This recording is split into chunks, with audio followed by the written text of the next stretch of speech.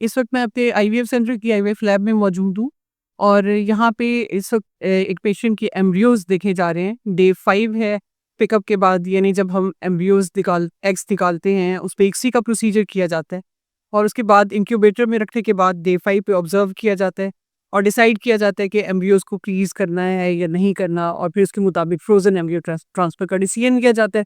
तो इस वक्त हम लैब में मौजूद हैं और हमारे साथ एम्ब्रियोलॉजिस्ट की एक्सपर्ट टीम मौजूद है जो इस वक्त फ्रीजिंग के प्रोसीजर को प्रोसीड करने लगे हैं। हमारे साथ एम्ब्रियोलॉजिस्ट मौजूद हैं।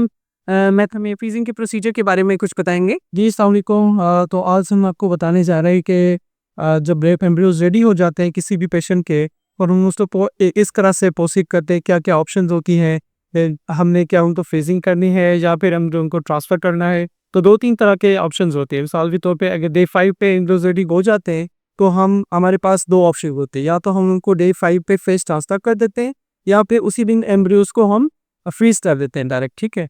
उसके बाद जो है हमें डिसाइड करना होता है कि नेक्स्ट कब आपकी जो एसआईपी प्लान होती है फ्रोजन एम्ब्रियो ट्रांसफर के लिए, उसके अकॉर्डिंग हम एम्ब्रियोज को निकाल के थॉ करके रेडी करके फिर एम्ब्रियो जो है वापस माँ के पेट में रख देते हैं।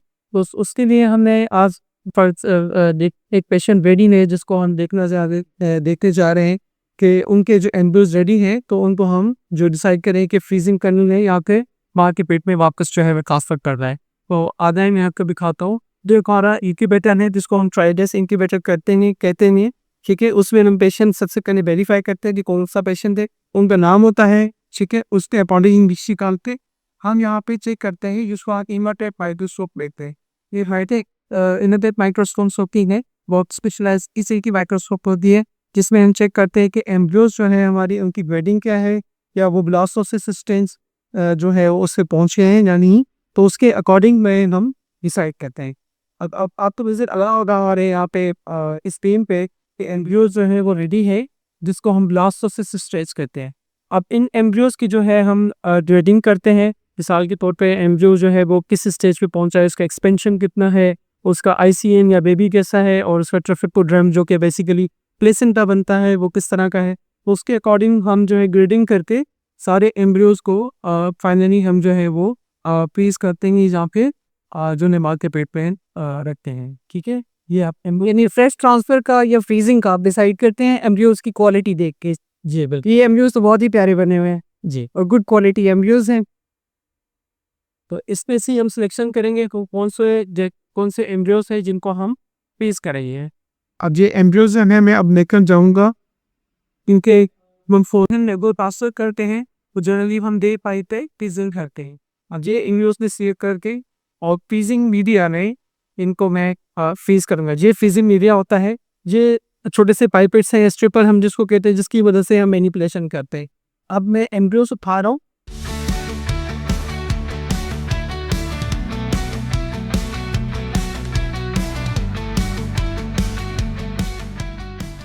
अब मैंने एम्ब्रियोज उठा दिए हैं और अब मैंने उठा के इस मीडिया में डाल दिए, ताकि फ्रीजिंग का जो अमल है वो शुरू हो जाए।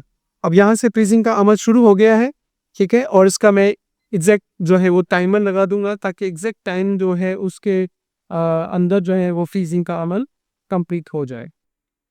यानी इसमें डिलेज नहीं होने चाहिए आप फिक्स टाइम के अंदर। जो रिमेनिंग एम्ब्रियोज हैं हम उनको वापस उसी मशीन में रख देते हैं जहाँ पे वो इंक्यूबेट होते थे। नेक्स्ट डे के लिए जो कि थोड़े से स्लो ग्रोइंग होते हैं, उनको वापस हम कल्चर कर देते हैं, ताकि फिर नेक्स्ट डे पे जो है वो भी रेडी हो जाए, उनको भी उसी तरह से फ्रीज करें, ताकि number of good quality embryos आप बढ़ा सकें। बिल्कुल। अब मैं वेट करूंगा जब तक ये टाइम इसका पूरा होगा, तो मैं फिर इनको लिक्विड नाइट्रोजन, जो कि बेसिकली बहुत ही लो टेम्परेचर होता है, अराउंड -200 के करीब करीब टेम्परेचर होता है, जिसके अंदर फ्रीजिंग करके जो है एम्ब्रियो को वापस लिक्विड नाइट्रोजन में काफी अर्से तक, इवन लॉन्ग टाइम हम जो है उसको फ्रीज करते हैं। मैं आपको बताना चाह रहा हूँ कि अब हम लिक्विड नाइट्रोजन रेडी करेंगे, ताकि जो एम्ब्रियोज हमारे मीडिया में पड़े हुए हैं उनको हम डायरेक्ट जो है जैसे हमारा टाइम पूरा होता है फ्रीजिंग का, तो इसमें हम डायरेक्ट फ्रीज कर देंगे, ठीक है।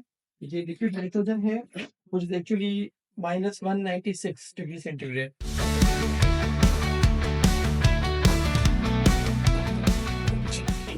अब जैसा कि हमने लिखा कि टाइम हमारा पूरा हो गया है, तो अब 1 मिनट और हम मजीद एम्ब्रियोज को देते हैं, जिसमें हम मजीद जो भी मैनिपुलेशन होते हैं वो करते हैं। अब ये वो एक्स्ट्रा है वो डिवाइस है जिसमें हम एम्ब्रियो को रखते हैं और हम लिक्विड नाइट्रोजन में जो है वो डिप कर देंगे।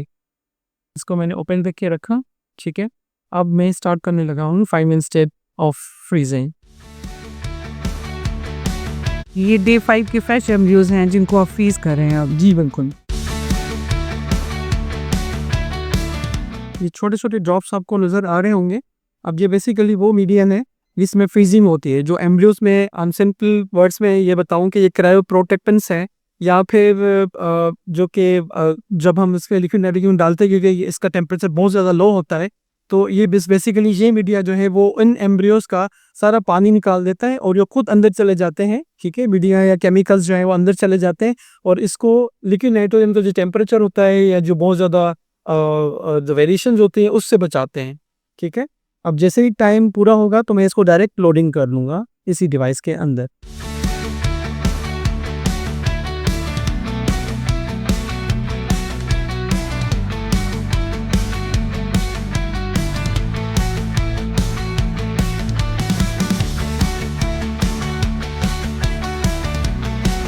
अब ये एक्स्ट्रा है या डिवाइस है जिसके मैं एम्ब्रियोज को या बेबीज को रख रहा हूँ।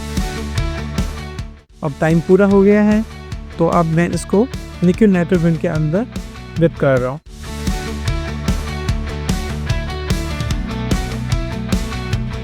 अब इसके बाद जिस डिवाइस पे मैंने एम्ब्रियोज रखे थे अब मैं इसको फिक्स कर दूंगा केप लगा के। ये पहले से लेबल्ड स्ट्रॉ है जिसके ऊपर आपकी जी बिल्कुल, इसमें हर पेशेंट का नाम लिखा होता है, नंबर लिखा होता है, एम्ब्रियो नंबर आप देख सकते हैं। मैं पेशेंट आइडेंटिटी शो तो नहीं कर सकता, लेकिन यहाँ पे नाम लिखते हैं और ये यहाँ पे हम नंबर लिखते हैं, तो इससे पता होता है हमें कि ये कौन सा पेशेंट है और इस एम्ब्रियो या बेबीज का नंबर क्या है। ये जो है क्रायोकेन्स कहते हैं इसको, और ये छोटे छोटे गोबलेट्स होते हैं जिसमें हम इसी डिवाइस को इसमें अंदर रख देंगे। सबसे पहले मैं इसको डिप करूँगा उसी लिक्विड नाइट्रोजन में ताकि इसमें भी वही गैस जो है वो अंदर चली जाए। जब ये बिल्कुल रेडी हो जाएगा तो यही वाली डिवाइस मैं इसके अंदर रख दूँगा। इसमें चली गई, वापस इसको कैप कर दूँगा।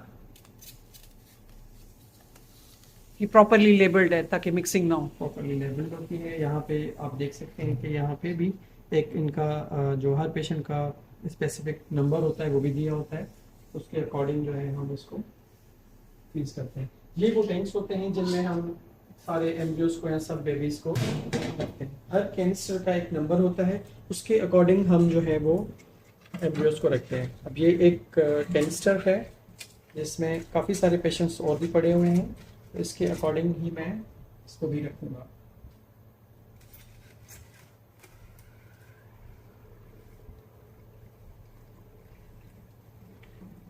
तो ये एम्ब्रियोज फ्रीज हो गए। एम्ब्रियोज फ्रीज हो गए। ये जो है कंप्लीट प्रोसेस हो चुका है।